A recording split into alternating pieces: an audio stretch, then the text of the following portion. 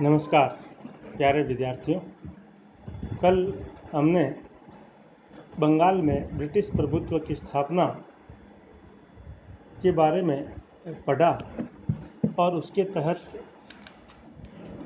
बंगाल के नवाब और अंग्रेज़ों के मध्य शत्रुता के क्या क्या कारण थे जिनकी वजह से उन दोनों शक्तियों के बीच कार्यवाही हुई और उन उपयुक्त कारणों ने 4 जून 1756 को सिराजुद्दौला को सैनिक कार्यवाही के लिए विवश कर दिया और उस कार्यवाही के तहत अंग्रेज़ों की बस्ती और फैक्ट्री पर नवाब ने कब्ज़ा कर लिया और कब्ज़ा करने के बाद एक ऐसी घटना घटी जो एक बड़ी विलक्षण घटना मानी जाती है और ये माना जाता है कि अंग्रेज़ों ने किस प्रकार से तथ्यों को तोड़ मरोड़ कर पेश किया था। वो घटना थी काल कोठरी की घटना। 20 जून को फोर्ट विलियम का पतन हुआ। दुर्ग में उपस्थित अंग्रेज़ों को बंदी बना लिया गया और ऐसा कहा जाता है कि नवाब के किसी अधिकारी ने उन बंदियों को एक छोटी सी काल कोठरी जो लगभग 18 फीट लंबी और 15 फीट चौड़ी थी में बंद कर दिया और सुबह जब कोठरी का दरवाज़ा खोला गया तो उनमें से अनेक बंदी मर चुके थे। इतिहास में यह ब्लैक होल की दुर्घटना के नाम से विख्यात है।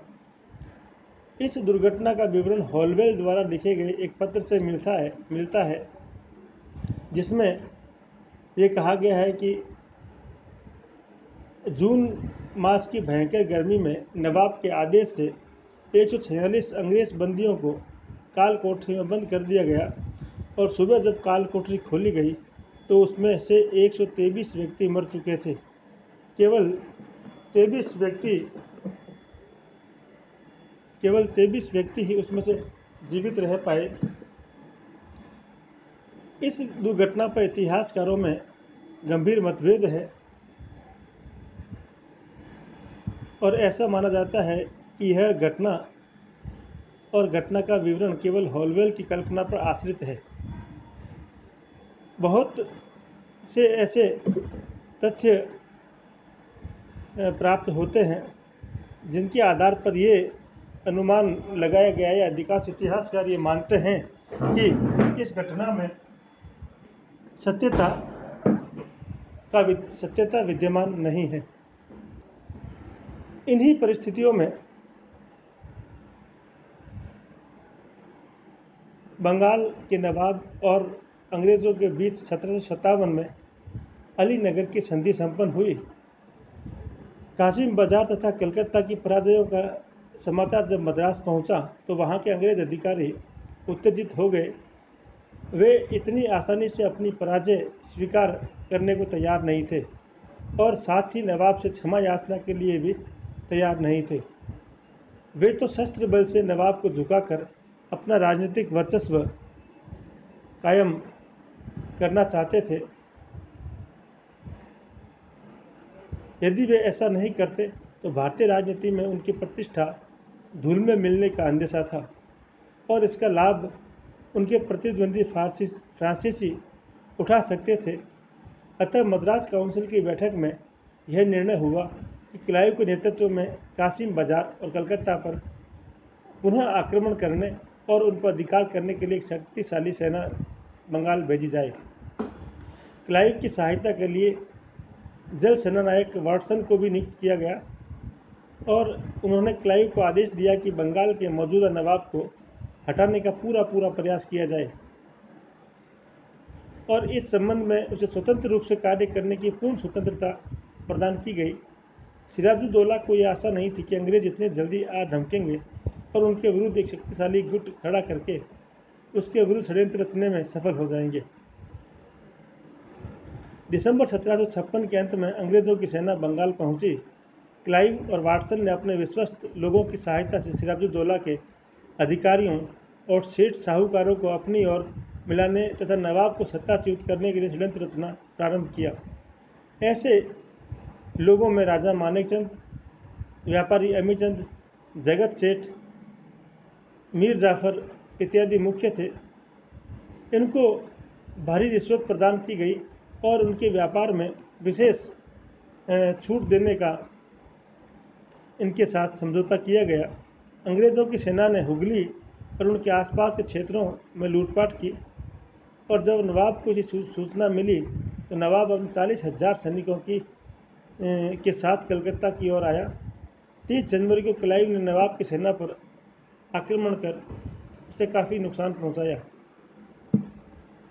इससे नवाब का मनोबल गिर गया और उसके सलाहकारों ने, जो पहले से अंग्रेज़ों के साथ मिले हुए थे, ने संधि करने के लिए दबाव डाला और अंततः नवाब संधि के लिए तैयार हो गया।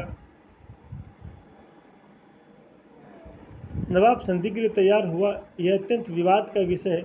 एक मान्यता यह है कि नवाब को अपने दरबारियों और अधिकारियों पर संदेह हो गया था कि वह अंग्रेज़ों से मिले हुए हैं, और दूसरी मान्यता यह है कि इन दिनों अफगानिस्तान के शासक अहमद शाह अब्दाली ने मुगल सम्राट को पराजित कर दिल्ली में डेरा डाल रखा था और यह अफवाह जोर पर थी कि रूहेलों और अफगानों की सहायता से वह बंगाल पर भी आक्रमण कर सकता है।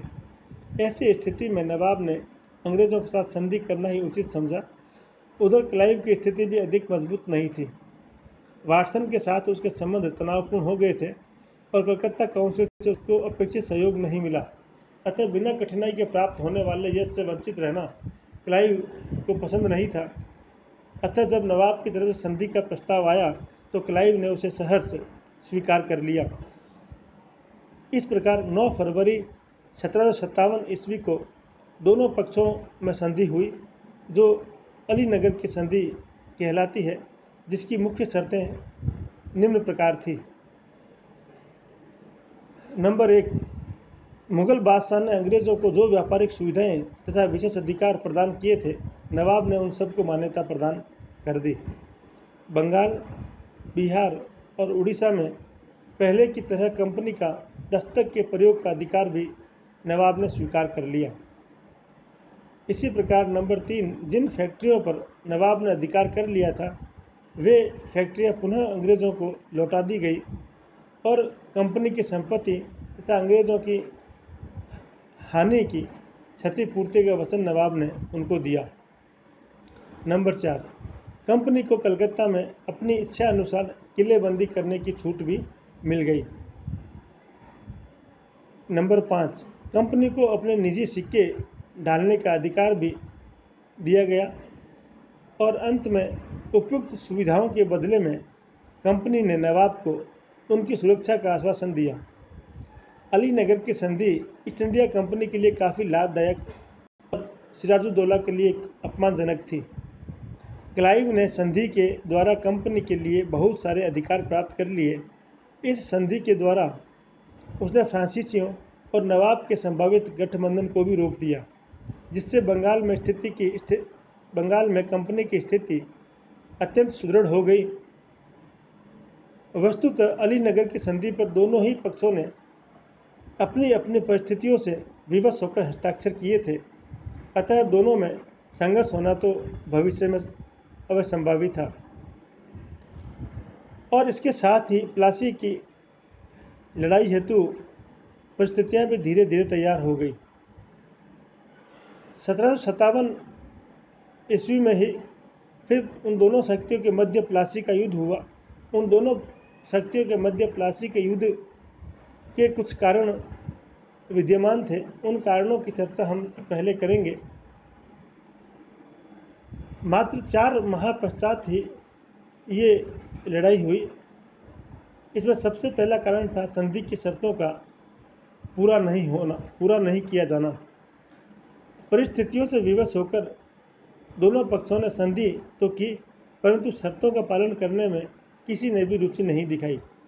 सिराजुद्दौला ने अंग्रेज़ों को मुआवजा देने का वचन दिया, परंतु उसने किसी प्रकार का मुआवजा नहीं दिया।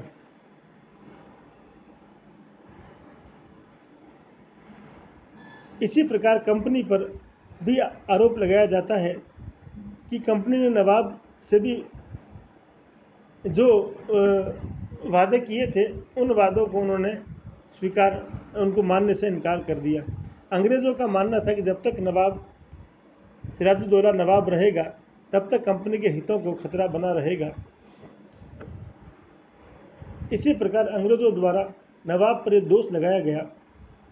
अंग्रेज़ लेखकों का यह मानना था कि सिराजुद्दौला ने अपने कुछ निजी पत्रों में अंग्रेज़ों के शत्रुओं से मित्रता न रखने का आश्वासन दिया था। कंपनी ने इस प्रकार के आश्वासनों को भी संधि का ही अंश माना, जबकि सच्चाई यह थी कि संधि के समय ही नवाब ने किसी प्रकार की शर्त को मानने से इनकार कर दिया था। संयोगवश उन्हीं दिनों बंगाल के फ्रांसीसियों ने नवाब के साथ संबंध बढ़ाने का प्रयास किया, जिससे क्लाइव को यह लगने लगा कि कहीं अपमानित नवाब फ्रांसीसियों के साथ न मिल जाए। इसीलिए क्लाइव ने फ्रांसीसियों की बस्ती चंद्रनगर पर आक्रमण करने के लिए नवाब की अनुमति मांगी। चूँकि नवाब फ्रांसीसियों को अपना शत्रु नहीं बनाना चाहता था, अतः उसने अंग्रेज़ों को गोलमाल जवाब भिजवाया। क्लाइव ने 14 मार्च 1757 को चंद्रनगर पर आक्रमण कर उस पर अधिकार कर लिया और अंग्रेज़ों ने नवाब पर अली नगर की शर्तों को तोड़ने का दोष लगा दिया, जिसे नवाब ने स्वीकार नहीं किया। नवाब का ये कहना था कि बंगाल के फ्रांसीसियों ने अंग्रेज़ों के विरुद्ध कोई कार्य नहीं किया है, अतः भला उन्हें शत्रु कैसे माना जाए। परंतु अंग्रेज़ अपनी बात को सही बताने पर डटे रहे। इसी प्रकार इन दोनों शक्तियों के मध्य संघर्ष का दूसरा कारण था नवाब के विरुद्ध षड्यंत्र। बहुत से विद्वानों का ये मानना है कि नवाब सिराजुद्दौला के विरुद्ध कुछ प्रभावशाली मुस्लिम सरदार और धनवान हिंदू कुचक रचने में लगे हुए थे और वे सब अंग्रेज़ों से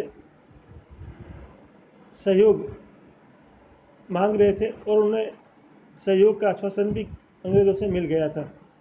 मुस्लिम सरदारों में मीर जाफ़र, मिर्ज़ा अमीर बेग और हुसैन खां मुख्य थे, जो किसी न किसी रूप में नवाब द्वारा बेइज्जत किए जा चुके थे। हिंदू लोग सिराजुद्दौला की कट्टर धार्मिक नीति के कारण उसके विरोधी थे। जगत सेठ बंधु को भी नवाब ने अपमानित किया था। इसी प्रकार नदिया का जमींदार महाराजा कृष्णचंद्र भी नवाब के हिंदू विरोधी से असंतुष्ट था। इसके अलावा कुछ प्रमुख हिंदू व्यापारी भी अंग्रेज़ों के साथ घनिष्ठ संबंध बनाए हुए थे, क्योंकि उन दोनों के हित एक समान थे। परंतु उपलब्ध साक्ष्यों से मालूम होता है कि षड्यंत्र के निर्माण में अंग्रेज़ों ने पहल की थी। अली नगर की संधि के बाद से ही मद्रास के अधिकारी अपनी सेना को वापस भिजवाने की मांग करने लगे, परंतु क्लाइव का ये मानना था कि अभी बंगाल में कार्य अधूरा है, अतः उसने मद्रास की सिलेक्ट कमेटी को संपूर्ण स्थिति समझाते हुए मार्ग निर्देश की प्रार्थना की। मद्रास से क्लाइव को ये समाचार मिला कि बंगाल प्रांत में ऐसी किसी भी शक्ति से संबंध स्थापित किया जाए जो नवाब से असंतुष्ट हो तथा नवाबी का दावा कर रही हो और सिराजुद्दौला को हमेशा के लिए समाप्त करने का कार्य संपन्न किया जा सके। इससे स्पष्ट होता है कि नवाब के विरुद्ध षड्यंत्र में अंग्रेज़ों ने ही पहल की थी। नवाब विरोधी षड्यंत्रकारियों ने मीर जाफ़र को नवाब बनाने का निर्णय लिया, जिसे अंग्रेज़ों ने स्वीकार किया। अंग्रेज़ों ने मीर जाफ़र से अलग से एक गुप्त समझौता किया, जिसके अंतर्गत नवाब बनने के बाद कंपनी को व्यापारिक, प्रादेशिक और अन्य आर्थिक सुविधाओं को आश्वासन प्रदान किया। राय दुर्लभ को मंत्री पद का आश्वासन मिला।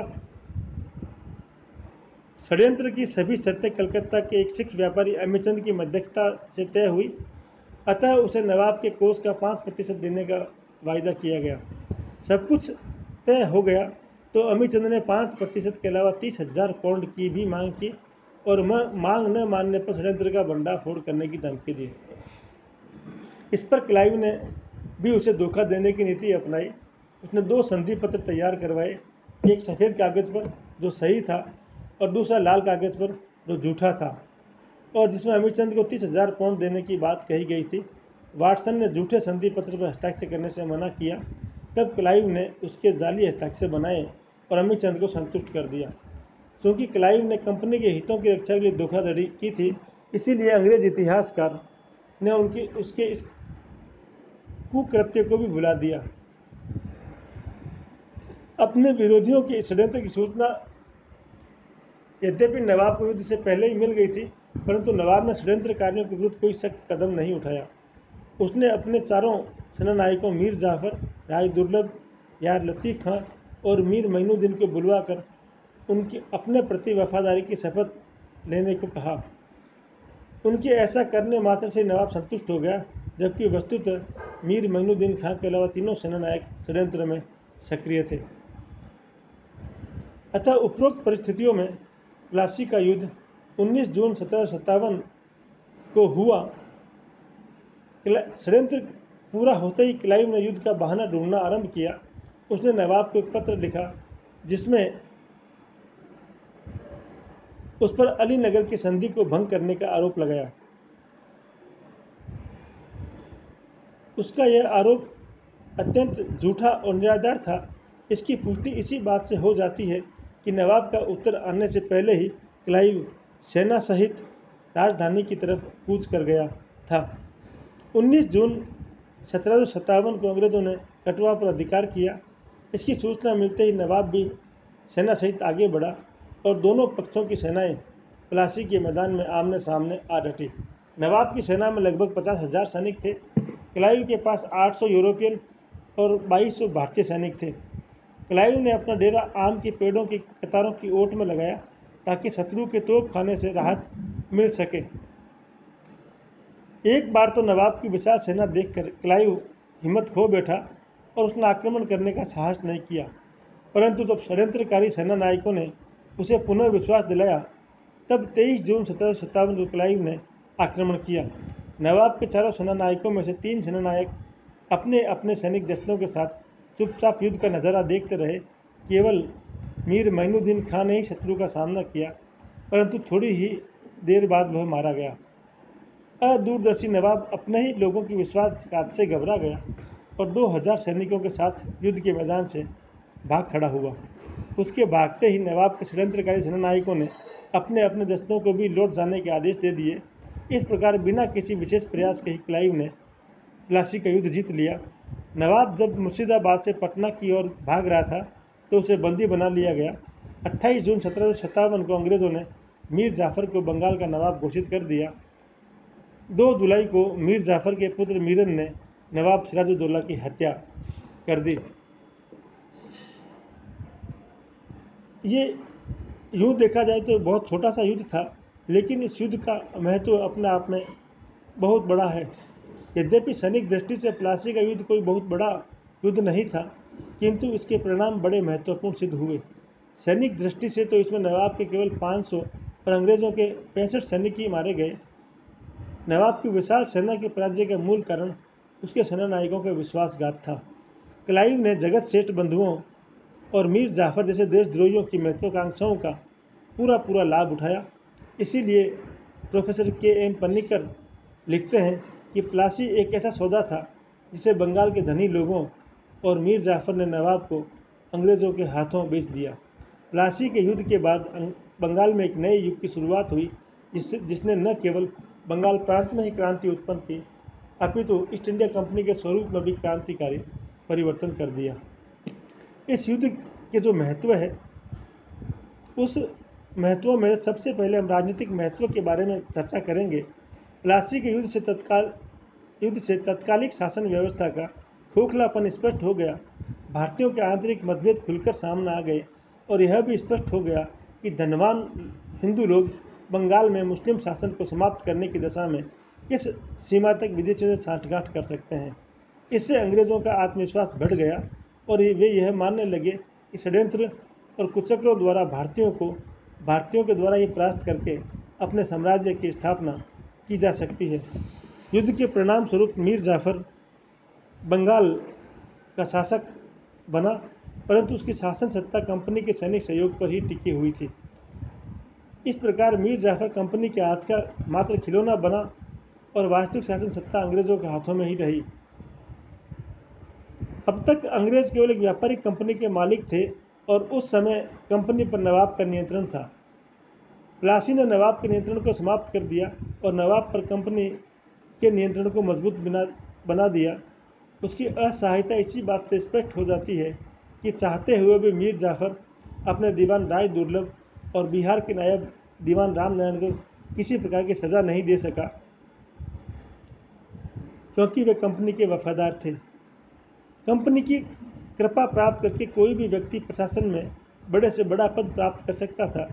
अंग्रेज़ों का राजनीतिक प्रभुत्व इसी बात से स्पष्ट होता है कि बाद में मीर जाफ़र को पदच्युत करने में उन्हें किसी प्रकार का रक्तपात नहीं करना पड़ा। इस युद्ध ने व्यापारियों की आकांक्षाओं को भी जागृत कर दिया और वे भारत में साम्राज्य स्थापना का स्वप्न देखने लगे। दक्षिण भारत में निजाम और मराठों की उपस्थिति के कारण साम्राज्य स्थापना का कार्य सरल नहीं था, परंतु बंगाल इन शक्तियों से काफ़ी दूर था। बंगाल को केंद्र बनाकर वे सुगमता के साथ मुगलों की राजधानी दिल्ली का द्वार खटखटा सकते थे। यह युद्ध मुगल साम्राज्य के लिए भी घातक सिद्ध हुआ, क्योंकि एक व्यापारिक कंपनी ने उसके एक सूबेदार को हटाकर दूसरे व्यक्ति को सूबेदार नियुक्त कर दिया।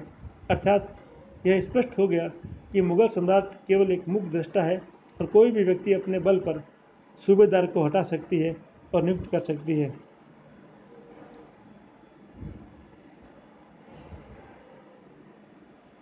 प्लासी में क्लाइव की सफलता ने बंगाल में युद्ध तथा राजनीति का एक अत्यंत विस्तृत क्षेत्र अंग्रेज़ों के लिए खोल दिया। ये एक बड़ा परिणाम था इस युद्ध का। बंगाल की राजनीति से अब तक यूरोपीय शक्तियों का प्रभाव अन्य यूरोपीय शक्तियों का प्रभाव लगभग क्षीण हो गया था। फ्रांसीसी बंगाल की धरती पर फिर कभी नहीं पनप सके और डचों ने अंग्रेज़ों को चुनौती देने का साहस किया तो उन्हें अपने प्रयासों में 1759 में बुरी तरह सफल होना पड़ा। इस प्रकार बंगाल में अंग्रेज़ों की सर्वोच्चता कायम हो गई। इसी प्रकार प्लासी के इस युद्ध का आर्थिक महत्व भी अत्यंत महत्वपूर्ण है। बंगाल भारत का सबसे समृद्ध प्रांत था। 1757 से 1760 ईस्वी के मध्य मीर जाफ़र ने लगभग 3 करोड़ रुपए रिश्वत के रूप में अंग्रेज़ों को प्रदान किए। स्वयं क्लाइव को 30,000 पाउंड प्राप्त हुए और बाद में 37,70,833 पाउंड क्षतिपूर्ति के रूप में प्राप्त हुए। प्रत्येक अंग्रेज पदाधिकारी और सैनिक को भी अच्छी खासी रकम प्राप्त हुई। अंग्रेज़ों को संतुष्ट करने के लिए मीर जाफ़र को अपने महल के सोने चांदी के बर्तन तक बेचने पड़े। वस्तुतः बंगाल प्रांत के समृद्ध स्रोतों ने कंपनी को कर्नाटक का तीसरा युद्ध जीतने में महत्वपूर्ण सहायता दी। इस युद्ध के बाद ही वह युद्ध शुरू हुआ जिसमें व्यापार के साथ साथ राज्य विस्तार भी जुड़ गया। बंगाल में कंपनी को 24 परगनों की जागीर प्राप्त हुई। प्लासी के युद्ध के पूर्व कंपनी को भारत में माल खरीदने के लिए इंग्लैंड से सोना और चांदी लानी पड़ती थी। अब उन्हें भारत में ही इतना अधिक धन मिलने लग गया कि वह तमाम ज़रूरी सामान आसानी से खरीद सकती थी। इतना ही नहीं, बल्कि बंगाल से प्राप्त धन को कंपनी ने चीन के व्यापार में लगाना शुरू किया और इससे बंगाल का जो आर्थिक शोषण हुआ उसकी कल्पना करना बहुत आसान नहीं है। प्लासी के युद्ध के बाद कंपनी को तीनों सूबों बंगाल, बिहार और उड़ीसा में व्यवसाय करने की छूट मिल गई। कंपनी ने उसका लाभ उठाते हुए तीनों प्रांतों के भीतरी भागों में भी अपनी अनेक फैक्ट्रियां और कोठियां कायम कर ली। कलकत्ता में कंपनी ने अपनी स्वतंत्र टकसाल कायम की, जहां से 19 अगस्त 1757 के दिन ईस्ट इंडिया कंपनी का पहला सिक्का जारी हुआ। इस युद्ध का नैतिक महत्व भी अत्यंत महत्वपूर्ण है।